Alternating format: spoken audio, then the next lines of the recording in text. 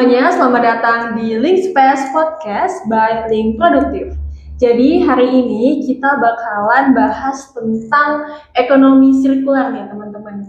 Yang mana ekonominya itu nggak cuma terpusat di kalangan atas atau menengah, tapi juga ekonominya itu berputar di sekitaran masyarakat. Yang mana jadi kelihatan lah gitu, bukan secara kasat mata sih, tapi intinya ekonominya itu dari hulu ke hilir. Nah tentunya di sini saya nggak sendirian teman-teman. Di sini sudah datang Ibu Iva. Halo Ibu. Halo. Jadi Ibu Iva ini merupakan ketua kelompok ya Ibu ya? Ketua kelompok dari Masaru. Masaru itu apa Bu kalau boleh tahu? Masaru Bersemi. Masaru sendiri Medaksa Baru. Jadi kita tuh punya kampung namanya Medaksa. Iya. Nah jadi karena sudah maksudnya biasa-biasa saja tuh selama ini. Setelah kita muncul, oke, kita mau revolusi lah, bikin sesuatu yang baru, makanya Medaksa Baru, Masaru. Nah untuk berseminya sendiri bersih, sehat, mandiri, dan bersinergi. Oh, keren. Gitu. Bersih, sehat, mandiri, dan bersinergi. Oh, tagline-nya ya? Betul. Tagline-nya. Oke, baik Ibu. Nah, di sini kita bakalan bincang-bincang nih Ibu tentang Masaru tadi ya, tentang Medaksa Baru.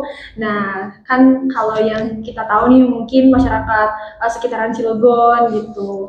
Kalau di Desa Medaksa itu ternyata ada desa wisata yang terkelola dengan baik gitu, enggak cuman nama doang gitu loh, tapi impactnya belum kelihatan. Nah katanya di Desa Medaksa itu ada Ibu, boleh nggak diceritakan gitu kayak desa wisata Medaksa itu apa dan kegiatannya tuh kegiatan unik atau unggulannya itu apa yang dilakukan? Oke, jadi kampung wisata, harapannya kampung wisata, tapi kita itu lebih menomorsatukan edukasi. Jadi awalnya kami berdiri itu di tahun 2020-an bank sampahnya. Nah dari bank sampah akhirnya kita itu mendapatkan suatu kegiatan yang positif selain memilah sampah anorganik. Jadi warga sudah teredukasi. Akhirnya kita bagaimana nih dengan sampah organiknya? Kita kemudian kelola. Jadi akhirnya kita punya produk kompos dan lain-lain. Nah ini mau dikemanain? Oke, kita bikin kebun. Nah dari situ ada kebun dari kebun warga, kemudian kita olah lagi. Setelah kita pertanian itu hidup muncul, kita punya hasil panen. Hasil panennya mau dikemanain? Nah dari hasil panen kemarin kita akhirnya punya pemasarannya, rumah produksi untuk membuat hasil panen. Kemudian juga kita juga pengen dong ketahanan keluarga gitu kan, ketahanan pangan. Akhirnya muncullah peternakan. Kita punya Mina Masaru itu untuk ikan lele. Dan jadi akhirnya tuh kampung ini bisa dibilang akhirnya menggerakkan semua kemampuan warga, potensinya juga yang saya bisanya prakarya. Kita punya kerajinan, jadi kita kerajinan itu ada dari kerajinan dari sampahnya, kemudian kerajinan dari hal-hal yang kuliner juga itu juga semuanya. Terus seiring datangnya tamu banyak, warga juga akhirnya, Bu kita tuh harus bisa loh tim penyambut. Akhirnya berdirilah juga tim keseniannya. Jadi akhirnya dari semua potensi warga muncul, bukan dari keinginan saya sebagai ketua, lu bikin ini, enggak akhirnya. Ya, karena sesuai dengan kebutuhan muncul sendiri dan itu akhirnya karena dari masyarakat sendiri dan akhirnya mereka rasa memilikinya tinggi. Nah, jadi akhirnya kampung edukasi ini atau kampung wisata ini kenapa bisa hidup karena muncul dari masyarakatnya sendiri kayak gitu. Iya. Jadi awalnya berawal dari ada limbah sampah, bank sampah aja, ya diolah, akhirnya merembet ke pertanian, peternakan, bahkan ke kerajinan, jualan segala macam lah. Akhirnya jadi desa edukasi ya, kampung edukasi yang terintegrasi. Iya bener tuh Bu, itu kayak dari hulu ke hilir itu ada gitu Bu di desa Medaksa itu. Nah, emang menarik sih Bu, saya udah lihat Instagramnya soalnya. Asik. Iya, jadi ada kita juga selain Instagram, kita juga website. Oh, ada website. Ada masarubersemi.com. Oh, masarubersemi.com. Nanti ditulis di videonya. Ya, asik. Iya dong. Dan teman-teman juga jangan lupa follow ya, kalau Instagramnya namanya apa Ibu? Mas Haru Bersemi. Mas Haru Bersemi Instagramnya. Oke Ibu, terus kita lanjut nih. Tadi kan udah diceritain nih Bu programnya dari sampah, pertanian, peternakan. Tapi yang saya kagum tuh peternakan sih Bu. Maksudnya gitu. kayak sampai peternakan ya gitu. Karena kan peternakan tuh mungkin skalanya lebih besar dan lain-lain. Enggak juga sih. Kita peternakan tuh maksudnya enggak yang kedengaran besar ya. Enggak. Jadi kita tuh warga yang tadinya punya kandang-kandang gitu kan, punya lahan kosong dimanfaatkan. Jadi karena kita tuh di tengah pemukiman, kita nggak mungkin juga memelihara sesuatu yang besar-besar. Jadi paling kayak unggas, ikan itu masih bisa kayak gitu. Tapi kalau kambing, kerbau itu belum sanggup. Belum sampai ke sana. Tapi meskipun masih unggas, itu juga udah terintegrasi gitu loh. Iya, ketahanan sudah mulai dari tempat kita sendiri. Benar. Karena kalau udah ketahanan pangan udah terwujud, itu insya Allah kampungnya atau desanya tuh nggak terlalu terpengaruh dengan mandiri. Iya, mandiri. Kayak mungkin kenaikan harga, soalnya pertanian, peternakan ada semua. Gitu. Itu yang bikin saya kok bisa gitu. Nah, mungkin ini sih Bu, lanjut lagi, kan tadi udah diceritain ya tentang kegiatannya apa aja. Nah, untuk dampak perekonomian ke masyarakatnya itu sudah dalam bentuk apa aja ya? Kayak gimana ceritanya? Kalau misalnya kita bicara omset gitu ya, ya yang pasti warga sudah punya kemandirian ekonomi sendiri. Kalau dirupiahkan, saya kurang bisa menyebutkan ya, tapi intinya sih warga sudah berbahagia dengan apa yang mereka dapatkan sekarang. Yang dulunya cuma ya mengisi waktu luang tuh dengan ngobrol atau cari kutu gitu ya, kampung banget gitu kan. Kayak gitu-gitu aja sekarang ya nggak ada tuh gibah-gibah lagi, karena semakin kita sering berkumpul itu pembahasannya sudah jelas. Oh, kita lagi ngomongin pertanian, jadi masalah-masalah pertanian kayak atau apa kayak gitu. Itu yang pertama. Jadi kondisi warga yang tadinya hanya kosong sekarang sudah mengisi waktu luangnya dengan hal yang positif, dengan ilmu baru. Kemudian juga mereka berpeluang untuk mencari kreativitas yang baru gitu kan. Misalnya mereka sudah beraktivitas selama ini, misalnya hanya memelihara ikan lele seperti ini. Kita gunakan lagi dengan sampah. Akhirnya kita pakai galon. Kemudian pakai galon ada masalah apa lagi? Kita kembangkan lagi. Jadi akhirnya inovasi terus ada. Kemudian tantangan-tantangan baru, misalnya ketika terutama setelah kunjungan ya, ternyata kita itu kunjungannya dari berbagai level, dari masyarakat tetangga sebelah, kemudian dari anak-anak, bahkan dari kementerian gitu kan. Oh, kita harus bisa juga public speakingnya. Nah, jadi akhirnya warga kita juga, Bu, ajarin kita cara ngomong. Akhirnya edukasi itu bertambah, bukan hanya sekedar skill yang selama ini mereka kuasai, tapi akhirnya seiring dengan waktu mereka pun belajar hal-hal soft skill lainnya. Iya, benar gitu. Benar banget sih Bu. Oh, jadi karena soft skill itu ya, kalau misalnya hard skill kita bisa ikut pelatihan dan lain-lain. Tapi soft skill kayak public speaking ini, kayak Ibu juga public speakingnya bagus banget. Kayaknya suka cerita-cerita ya Bu ya. Kalau cerita juara. Iya, soalnya kelihatan Bu. Maksudnya ada orang yang cerita tuh nggak tertata gitu. Kalau Ibu tuh tertata gitu ceritanya. Oke, public speaking, soft skillnya, terus juga mungkin percaya diri ya Bu ya, percaya diri. Betul. Menghadapi orang dari kementerian, tadi Ibu bilang, atau mungkin kalau yang ada punya bisnis pitching ke calon-calon pendanaan gitu ya, supaya dapat pendanaan. Oke Bu, lanjut mungkin kepo sih Bu, jadi lebih dalam nih. Boleh. Tadi kan banyak ya produk atau programnya itu.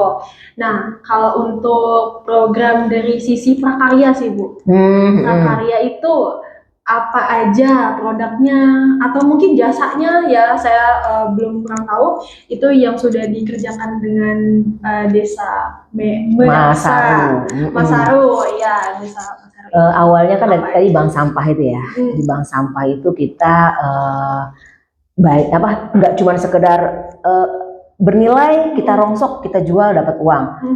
jangan dong, masa terus-terusan kita jual dengan harga murah, yuk kita kelola gitu misalnya. Tadi sampah organik, anorganik, yang pertama kita itu jelantah, yang pertama kita kelola tuh.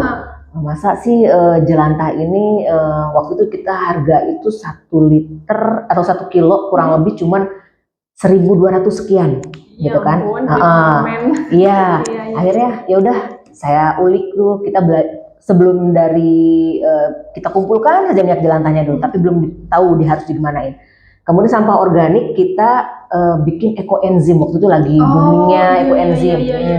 Nah setelah ekoenzim kita dapat, ternyata bisa loh kita membuat minyak jelantah dengan ekoenzim, kita mixkan. Jadi sabunnya itu bisa membuat obat sakit kulit kayak gitulah. Ekoenzim tuh yang dicemplungin ke sungai itu? Bisa, itu jadi mengurangi pencemarannya gitu kan. Jadi ekoenzim itu merupakan fermentasi dari kulit buah atau sayur dan lain-lain dalam waktu 3 bulan. Nah sudah jadi kita bikin sabun, akhirnya kita bikin turunannya tuh, bikin bedak dingin dan lain-lain. Jadi dari si ekoenzimnya itu, jadi cairan ekoenzimnya. Diolah jadi? Iya. Terus ampasnya kita bikin buat waktu itu kita bikin bantal buat orang yang kelelahan. Nah itu ya. Jadi dari pertama itu kita dari ekoenzim dan sabun minyak jelantah. Terus kita juga inovasi lagi, minyak jelantah apalagi ya, kita searching gitu kan. Ternyata membuat lilin. Nah dari membuat lilin kita punya produk lilin jelantah. Nah ini juga tadinya ecek-ecek amat sih karya ini gitu kan ya, nggak bermanfaat banget.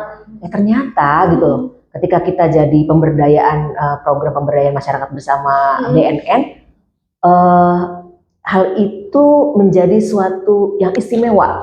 Kenapa? Karena warga Baduy luar, Baduy dalam itu kan mereka tidak punya penerangan pada saat malam hari.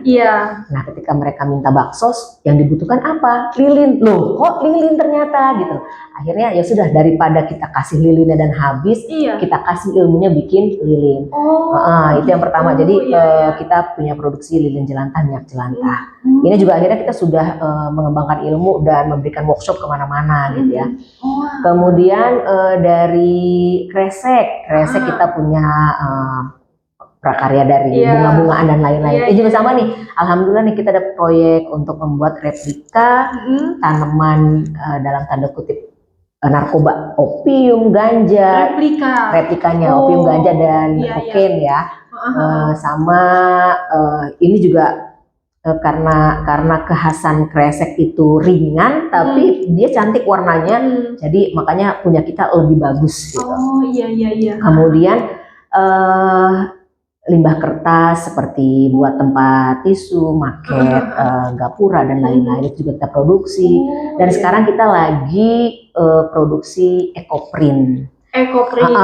Jadi kebetulan kan kita dapat pembinaan pelatihan selama 4 hari itu dari BBVP Serang. Nah warga akhirnya semangat dan bisa. Nah kita akhirnya kembangkan, karena di sekitar kita itu banyak sekolahan yang mau kunjungan, kita kasih ide mau kegiatan ekoprint, ada teknik ponding, ada teknik steam gitu, dan itu sangat menarik. Nah ya udah, jadi sekarang akhirnya merambah kemana-mana. Terus selain yang pasti kerajinan juga, ya ini masih bicara limbah, kita memanfaatkan untuk bikin apa aja gitu. Iya Bu. Tapi Bu, saya penasaran, itu kan awalnya dari minyak jelantah, terus juga tadi ekoenzim. Nah itu awalnya itu tuh Ibu yang menginisiatif nyari sendiri, apa udah ada dorongan misalnya dari BNN atau dari? Jadi gimana tuh? Ya munculnya itu dari kita ngelihat sampah kita, gitu. Jadi sampah kita mau digimanain? Masa terus-terusan kita jual dengan harga murah? Apa kita nggak bisa memproduksinya? Gitu. Jadi akhirnya kita ya cari literasi, kemudian di berarti YouTube mandiri ya? Mandiri semuanya. Inisiatif masyarakat gitu ya? Kemudian ya akhirnya setelah kita bikin, kita juga akhirnya kan tergabung, maksudnya saya masuk komunitas A, komunitas B, dan akhirnya dari situ ilmunya jadi banyak dan akhirnya terkoneksi. Dari situlah kita akhirnya lebih berkembang lagi pemasaran, kayak gitu. Jadi awalnya tuh ada apa ya, ibaratnya keresahan, akhirnya mungkin ditampung aspirasinya, idenya mau apa nih diapain. Nah baru mungkin ibu ya yang pertama kali mengetuai, ibu juga memfasilitasi dari sisi researchnya mungkin ya Bu ya, cari di Google. Akhirnya tapi masyarakatnya hebat sih Bu menurut saya, mau karena kadang masalahnya tuh bukan di idenya, bukan di modal, tapi kadang di menggerakkan warga itu susah. Mereka mau gitu kan, dan ibunya juga berarti jago menggerakkan hati masyarakat. Asik. Oh iya nih, sekarang yang terbaru lagi kan, kemarin kita habis bikin BBJP. Apa sih Bu? Bahan bakar jumputan padat. Bahan bakar, iya itu yang ada di Instagram nggak sih? Iya. Nah, panjang banget, saya lupa namanya. Tahu nggak? Nggak tahu, tapi ada di posternya kan, BBJ. Ya, apa coba? Bahan bakar jumputan padat. Ya, apa itu? Ayo. Apa? Dari yang padat-padat dipadatin. Saya nggak tahu Ibu. Oke. Jadi itu co-firing ya. Jadi bahan bakar yang dibuat dari sampah rumah tangga, kemudian kita fermentasi dalam 2 hari 48 jam, itu sudah menjadi bahan baku bahan pembakaran untuk Indonesia Power, PLTU. Yang baru itu masih Bu. Iya. Jadi itu namanya biomasa ya. Jadi energi hijau yang bisa menjadi kalau selama ini kan kita pakainya fosil, batu bara bisa habis, sampah melimpah gitu. Bahkan dengan itu kita bisa jadi pengurang sampah untuk TPA, pengurang polusi, dan sekarang juga jadi penggerak ekonomi di masyarakat. Karena sampah mereka yang kayak sisa nasinya mereka ternyata dihargai loh. Kemudian ranting-ranting pohon yang berserakan kita bisa terima itu semua. Jadi ini yang terbaru dan sepertinya memang membuat bahan bakar jumputan padat ini potensinya besar banget untuk mengurangi ke TPA. Bener gitu. Pasar kita itu banyak sampahnya, kalau dibawa ke sana semua cepet bakal menggunung. Nah kalau di warga sudah diambil, luar biasa mata pencarian baru juga. Benar.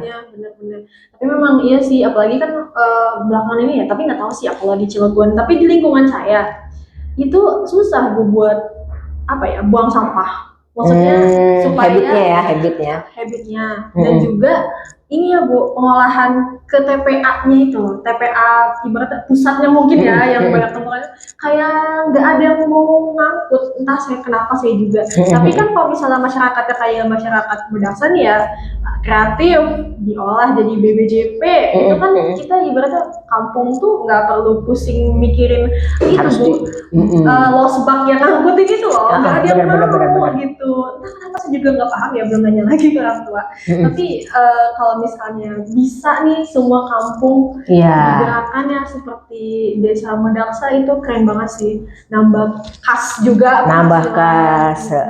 Yang pasti sih gini, kita juga nggak muluk-muluk, maksudnya kampung kita juga belum sempurna seperti itu. Cuman intinya dari masyarakat, dari rumah masing-masing sudah bisa memilah aja. Aduh, syukur banget gitu loh. Bener-bener. Yang biasanya sisa makanan jadi makanan ayam, jadi sekarang bernilai uang ya, bisa bernilai uang. Ya nggak apa-apa dikasih ke ayam juga. Maksudnya yang paling salah itu ketika kita ngasal gitu loh. Maksudnya dibuang sembarangan, bahkan dicampur-campur gitu kan. Kalau sudah dicampur orang juga susah, karena kan tetap sampah itu yang mana yang mau kita produksi itu yang paling dimaksimalkan. Tapi kalau sudah bercampur akan susah, kecuali kalau misalnya kita punya produksi maggot nih. Tahu nggak maggot? Tahu, cacing-cacing ulat.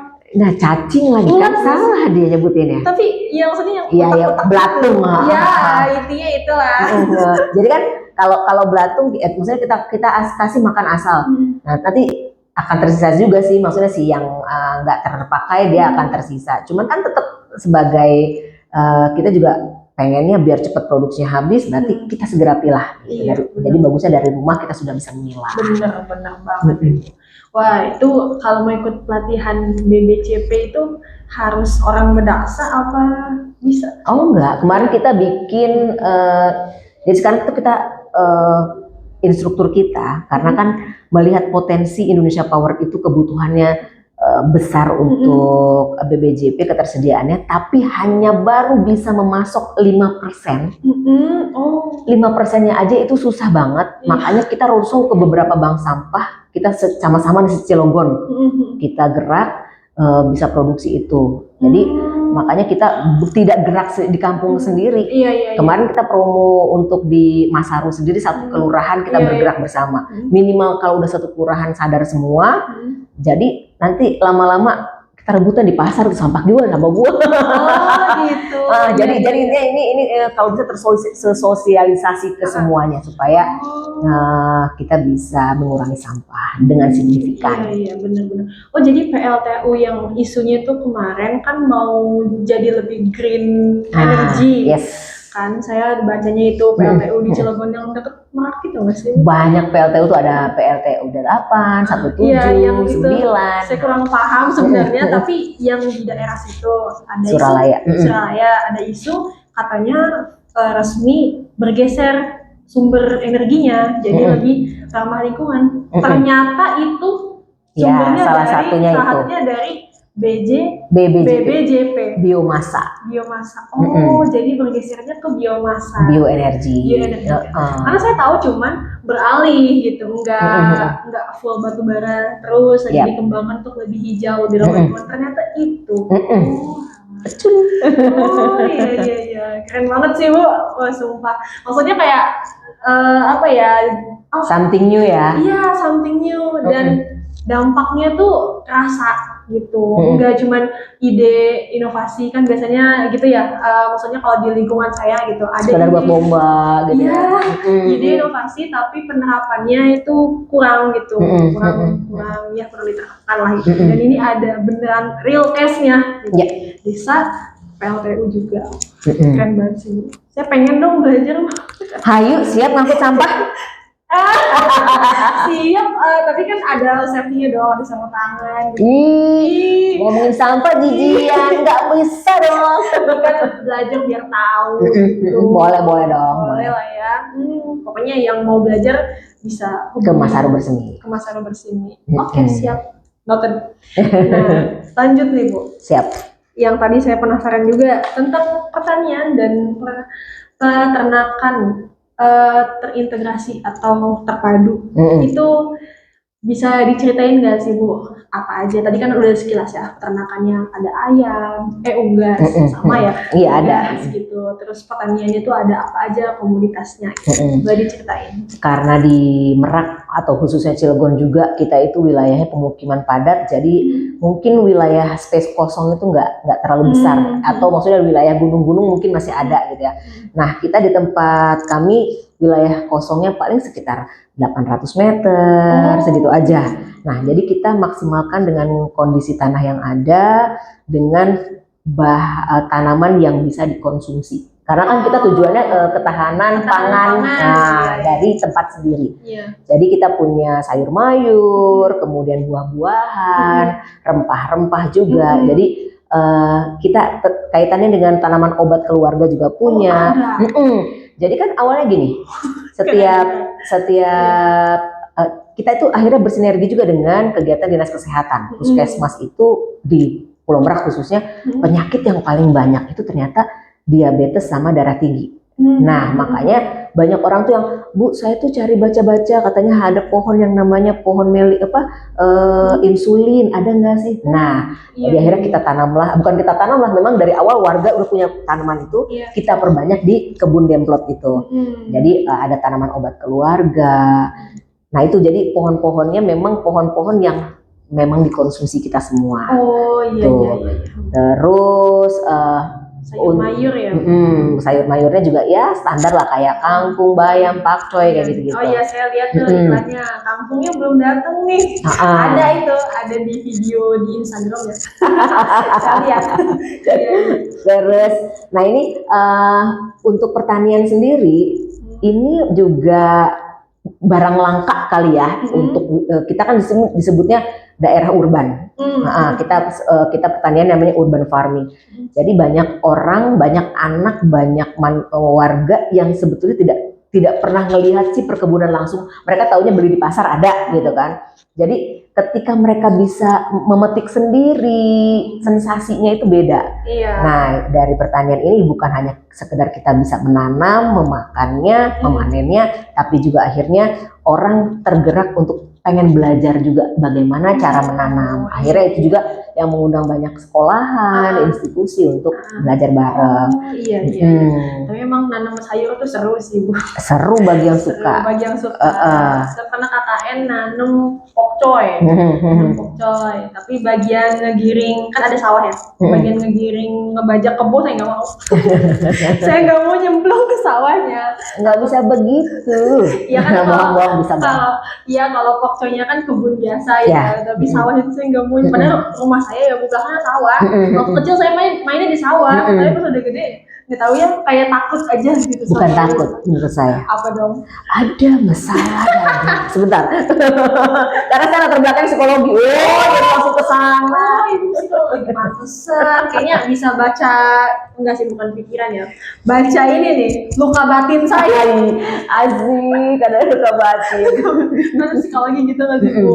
Nah, kita ngebahas ke sana ya. Iya, nanti kita bahas boleh Ibu datang lagi ke sini. Siap. Nanti kita bahas mental health. Aduh, boleh, siap. Mental siswa nih kayak dia, Bu, kayak operator gitu, kayak maksudnya gimana, saya juga gitu. Seru lah pokoknya. Nah, yang peternakan gimana, Bu? Kalau peternakan gini, awalnya kita itu apa ya? Masyarakat pengen ngerasa tidak semua warga punya kolam gitu. Iya. Ketika kita kan sering tuh bacakan, sering tuh warga tuh kayak gotong royong, yuk ibu-ibunya masak gitu. Nah, selama ini kan kita beli terus lauk kayak gitu kan. Kalau ayam sih mungkin karena pertama kita peternakan udah ada unggas, tapi ketika ikan butuh banyak, nah kita akhirnya terfikirkan kenapa tidak kita mengolah juga, memelihara juga dalam jumlah yang kalau bisa setiap rumah punya. Kita akhirnya belajar pertamanya itu dari galon. Oh, saya pernah lihat, Bu, galon lele kan? Iya, betul. Di galon. Nah, bisa jadi kita akhirnya dari situ, jadi akhirnya setiap warga kita dari sampah lagi bicaranya nih, galon-galon yang kita produksi banyak ini tidak hanya sekedar dijual, yuk kita bikin kolam. 1 galon itu yang masih kecil-kecilnya benih lele itu bisa sampai 50 ekor. Galon yang 12 mili itu. Yang galon putih? Galon pet itu ya. Nah itu seiring berjalan waktu ikan makin membesar, nanti kita pilah. Lele kan sifatnya kanibal tuh. Jadi kalau umurnya ukurannya besar sedikit aja, kita pisahkan. Nah nanti semakin besar 1 galon itu bisa sampai 8 sampai 10 ekor. Gitu, yang tadi 1 galon nanti jadi 10 galon. Nah itu awalnya dari situ. Awalnya dari keresahan juga bahwa kita tuh jangan suka beli terus. Kenapa kita nggak produksi juga? Nah kemudian dari galon ada masalah baru. Galon itu kita harus sering membersihkan. Kalau nggak kan bau. Harus dibersihin ya, Bu ya? Ya iyalah. Meskipun lele kan ini. Karena kan dia nafasnya juga, bukan nafasnya, oksigen di dalam sana akan rebutan juga kalau keruh sekali. Nah akhirnya warga kita akan menghabiskan banyak air kalau terus-terusan ngeganti. Gitu. Akhirnya ada tuh kita punya pakai ember yang lebih besar lagi. Jadi kita akhirnya pakai drum, pakai ember besar. Akhirnya juga warga kolam-kolam mereka juga dibersihkan. Jadi akhirnya sekarang selain galon yang mereka minimal waktu masih kecil-kecilnya bolehlah di galon, tapi udah gedenya mereka cari yang lebih besar. Awalnya di drum. Sekarang ada empang. Ada. Bahkan kita itu kali atau sungai yang mengalir di apa di antara kampung kami itu kalau musim kemarau kita petak dan kita jadikan kolam ikan buat pemancingan bersama. Oh, pemancingan bersama. Pemancingan dan ya itu sekalian produksi juga ada ikan gabus, lele, betrik, tahu betrik? Itulah saya juga namanya. Tahu nggak? Cari tahu katanya. Oh, nanti lama-lama kayaknya buka pemancingan usaha. Pengennya begitu, cuma kita setiap tahun langganan air bah. Air bah. Jadi tetap akan tersapu juga seiring berjalan waktu. Nanti kalau kemarau lagi kita bikin lagi gitu. Oh, Masih jauh harapan kita. oh, jadi kalau airnya naik hilang tuh. Iya. Hanyut ya? Iya. Nanti tiba-tiba ada di jalan raya. Di rumah kita. Iya, oh gitu. Iya. Masalah banjir bener-bener sekarang nih. Iya sekarang ya lagi naik lagi. Iya sih. Iya saya tuh suka nonton konten ini Bu. Apa ya, orang mancing di kolam random dapat lele gitu kan. Tapi saya cuma hafalnya lele sama sapu-sapu doang. Yang lainnya ikan, maksudnya bentuknya ya gitu. Bentar saya mau cerita. Kita tuh punya program menarik waktu itu tentang pepes lele. Nah, bukan pepes Bandung ini lele. Pepes lele dong. Lele. Nah, tapi ceritanya bukan si lelenya. Justru dari pepes lele itu ada filosofi bahwa kita itu filosofi udah kayak bener. Jadi dari mulai benih sampai besar, kemudian kita pepesnya menggunakan daun-daun yang ada di kebun, mengolah dengan kemangi. Jadi kan ramuannya itu dari mulai kita itu dari warga, dari kebun dari warga, semuanya yang ada di warga kita kembalikan untuk warga, kebersamaan warga dan dimakan bersama, dinikmati oleh banyak orang yang datang. Dan ini memberdayakan anak-anak perlindungan. Maksudnya apa? Jadi gini, khususnya Merak itu kan daerah transit ya.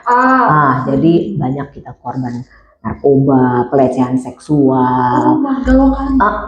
Jadi kan akhirnya mereka tuh minder, percaya dirinya hilang. Ketika mereka jadi korban, mendingan saya menutup diri aja daripada lu tahu aib gua gitu kan. Jadi akhirnya, nah inilah kita siasati. Kalau misalnya, ayo datang ke tempat kami konsultasi, ayo datang ke tempat kami nanti kamu direhabilitasi. Orang belum apa udah narik diri dong. Nah, akhirnya kita buat program tuh yang namanya pepes lele. Awalnya cuman menabur benih lele, kemudian kalian mengekspresikan diri dengan menggambar di ember lele. Nah, jadi semuanya itu prosesnya warga terlibat. Nah itu akhirnya mereka pun yang awalnya, Bu, anak saya tidak akan saya datangkan ke sana karena akan membuka luka lama lagi. Ketika saya bilang judulnya melukis, datanglah. Wah, mereka tidak bahasanya ya Bu ya. Akhirnya rehabilitasi. Iya, ngeri kan kalau kayak gitu anak-anak langsung. Aduh, bakalan ditanya-tanya nih. Lagi. Nah, ekspresi mereka tergambarkan, mereka pun bisa bilang healingnya. Akhirnya terlepaslah semua ekspresi diri mereka dan dari gambaran pun kelihatan anak ini memang sedih gitu kan segala macam. Tuh kan kelihatan dari gambar doang. Iya, jadi seru banget. Emang beda kalau bukan peternakan pepes lele aja bisa filosofinya panjang. Ya ampun. Tapi karena ini juga sih karena ibunya latar belakangnya psikologi ya. Jadi mungkin lebih paham tentang kebutuhan masyarakat, bahkan tadi yang korban-korban dari misalnya yang lain-lain itu. Jadi ada aja idenya gitu loh. Masa sih nggak kepikiran ke sana. Nggak kepikiran ya. Kecuali sisinya ranahnya marketing, baru ada gimmick-gimmicknya. Salah besar. Kata siapa kalau misalnya orang marketing nggak bahas psikologi? Bahas. Siapa bilang orang psikologi harus bisa membaca orang gitu? Enggak juga. Kalau kita orang psikologi bilang ya, psikologi untuk Anda. Kitanya juga gila sama. Gitu. Aduh, iya sih, bener-bener. Jadi diganti pendekatannya, jangan rehabilitasi ini. Bener. Kegiatan melukis bersama. Mungkin persyaratannya korban. No, bahaya. Gak boleh gitu juga. Iya, kebetulan kan saya ini juga ketua dari perlindungan anak terpadu berbasis masyarakat. Jadi saya kolaborasi dengan kita punya tim, kita cari tuh ke dinas pendidikan juga data-data anak putus sekolah. Pertamanya itu. ketika ditelusuri dia kenapa sih putus sekolah, ternyata bukan hanya sekedar ekonomi nggak punya duit, tapi dia nggak mau ke sekolah karena mungkin korban bully, terus juga mungkin dia punya latar belakang yang nanti saya bakal dibuka aibnya kayak gitu. Benar. Nah, jadi akhirnya kemana-mana imbasnya, termasuk inilah mengapa kami Masaru Bersemi dibina oleh Indonesia Power. Jadi CSR Indonesia Power itu mereka merangkul komunitas apapun asalkan dia banyak bisa memberdayakan masyarakat rentan, kaum rentan. Nah, tadi kan kaum rentannya tadi anak-anak yang korban, termasuk juga ibu-ibu lansia, janda juga itu termasuk kaum rentan yang ada di kita. Benar-benar. Oh jadi ibu ini ya ada ibaratnya donatur bukan ya? Dari Indonesia Power yaitu kan kalau Indonesia Power sendiri mungkin dengan program SDGs-nya gitu kan, jadi mereka pun harus berkontribusi, berdampak terhadap. Nah, salah satu ini mereka pun mencari tuh komunitas mana sih yang bisa menggambarkan hal itu. Benar-benar. Nah kan mereka ngelakuin sendiri nggak bisa ya. Benar. Partner banyak. Partner yang banyak. Jadi POV saya banyak nih Bu. Dari sini saya dapat link produktif itu kan UMKM, usaha. Dari Ibu ini yang pemberdayaan masyarakat secara apa ya? Yang bukan cuman orientasi profit, tapi juga kesejahteraan sosial. Betul. Oh iya, keren. Iya. Saya baru tahu lah ada yang kayak gini di Cilegon. Ada dong. Ada ya, iya. Biasanya tuh kalau tapi gini, kalau kembaliin ke link produktif, tetap Bu, Ibu mau jadi UMKM harus dong ada naik kelasnya dengan ada omset gitu ya. Nah kita pernah tuh berdebat apa harus diuangkan gitu kan, nilai ini gitu kan. Oh iya Bu, karena kan biar terukur grafiknya gitu. Oke, sekarang saya memberikan pelatihan. Dampaknya misalnya orang akan terpuaskan, tercerahkan ilmu baru. Saya tidak bisa menguangkan angkanya, tapi kalau misalnya orang itu mau datang dengan durasi waktu sekian, itu kan bisa sama dengan kalkulasi angkanya segini. Walaupun duitnya tidak ada, tidak masuk ke saya, tapi itu bisa nggak dirupiahkan? Oh iya, bisa juga. Nah kan berarti akhirnya yang walaupun sosial, tapi itu bisa dijadikan ukuran atau indikator itu pun SROI. Nice, betul, SROI ya. Iya sih, benar sih. Jadinya nggak bicara dalam bentuk cash money-nya, tapi hal lain juga itu bisa dihitung. Itulah juga yang dikembangkan sama link produktif tentang perhitungan SROI-nya itu. Awalnya dari perdebatan kali ya? Enggak juga, mereka udah tahu duluan. Cuman akhirnya ya karena selama ini kan saya waktu itu ketemu sama link produktif itu inkubasi UMKM yang semuanya harus bentuknya dalam rupiah gitu kan. Ada laporan keuangan rupiah lagi. Saya bilang, masa saya ngebahasnya orang-orang ingat misalnya 5 juta sekian juta, saya ngebahasnya cangkul. Benar. Terus ini ternyata akhirnya kesininya banyak perusahaan-perusahaan justru mencari dalam tanda kutip komunitas seperti kami gitu. Benar. Karena yang memberikan dampak. Tapi sekarang kerasa juga akhirnya bahwa yang tadinya kita non profit, akhirnya profit itu jadi profit juga. Jadi profit juga gitu. Endingnya. Bener sih Bu. Waktu itu saya kuliah, saya kan anak ekonomi, selalu berdebat sama anak ekologi. Ekologi kan psikologi, ilmu keluarga dan konsumen. Mereka tuh nggak setuju.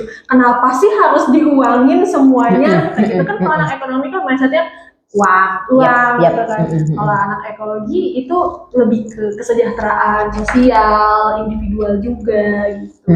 Dan ternyata di sini sama Ibu itu ada jembatannya.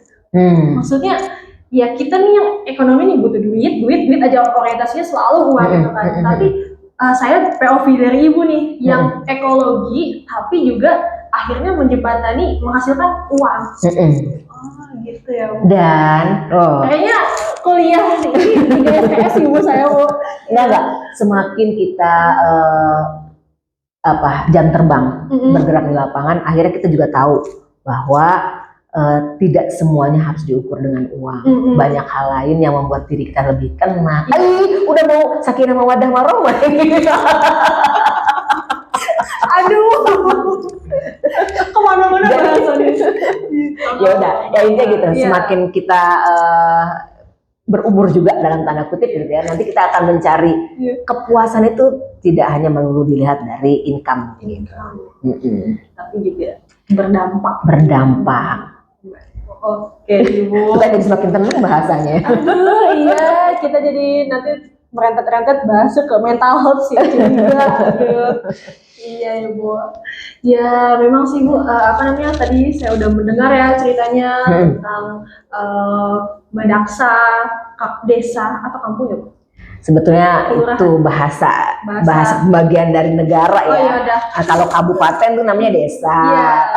Kalau kota itu adalah kelurahan. Kelurahan itu berarti lingkungan. Nah, bahasanya lingkungan itu kampung. Kampung Madaksa. Terus juga tadi cerita Ibu sejarahnya apa, produknya apa, dampaknya apa, lengkap sih Bu. Udah ini kalau butuh kayak video sejarah Kampung Madaksa ini aja kasih tunjuk, nggak perlu bikin modul, udah diceritain di video ini. Oke, makasih banyak ya Bu ya untuk menyempatkan waktu nih kesini. Tadi katanya habis ada dinas dulu. Project besar. Project besar, bagi-bagi lacuannya. Amin. Iya. Makasih banyak ya Ibu ya. Sami-sami. Sharing sessionnya, insya Allah bermanfaat untuk viewers Link Product. Iya. Coba Ibu bilang dong, jangan lupa like, komen, dan subscribe. Iya dong, kan bintang tamu. Bisa aja. Ayo dong. Oke, jangan lupa like, ya, komen, and share sebanyak-banyaknya. Untuk apa tuh? IG-nya atau YouTube-nya atau apanya? Instagram-nya boleh, dan juga sama tadi jangan lupa follow Instagram Ibu. Mas Haru Bersemi. Ya, di follow, dan di situ juga banyak kegiatan kan ya. Siap. Pelatihan gitu yang bisa diikutin warga sekitar kita. Khususnya Cilegon yang deket. Saya jauh banyak. Ya, tapi bisa lah disempatkan. Nah, dan jangan lupa juga di-share juga, karena ini jadi motivasi untuk kampung dan desa lain itu loh Bu, supaya lebih produktif. Benar. Oke Bu, ada closing statement nggak Bu? Kayak misalnya, hai anak muda, atau hai masyarakat, gitu. Janganlah gitu. Coba Bu. Apa ya closing statementnya, karena kaitannya tadi udah ngalor ngidul. Jadi sebetulnya tumbuhkanlah rasa kecintaan itu dari diri sendiri, kemudian tularkanlah dan berdampaklah. Oke Bu, makasih banyak ya. Yo, thank you juga. Dah.